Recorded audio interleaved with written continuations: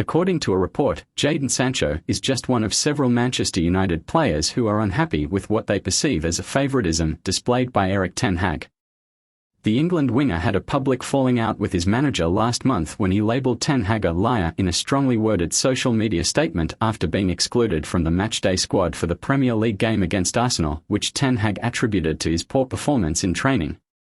Since the now-deleted post on X, formerly Twitter, over a month ago, the situation involving Sancho at Old Trafford continues to be a prominent topic of discussion.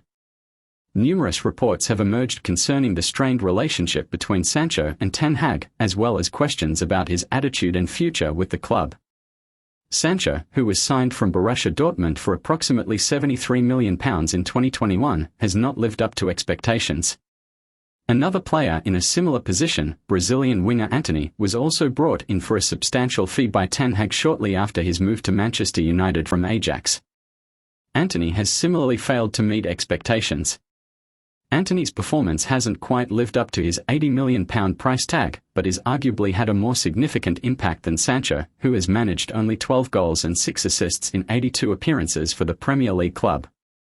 A compelling battle is unfolding for the starting role on the right flank, and Antony currently seems to be winning this competition. However, Alejandro Garnacho, who typically operates on the left, and Facundo Pellistri are both striving to impress Ten Hag in hopes of becoming his preferred choice for that position. Interestingly, a recent report from Team Talk sheds light on Sancho's perspective regarding his relationship with Antony and Ten Hag.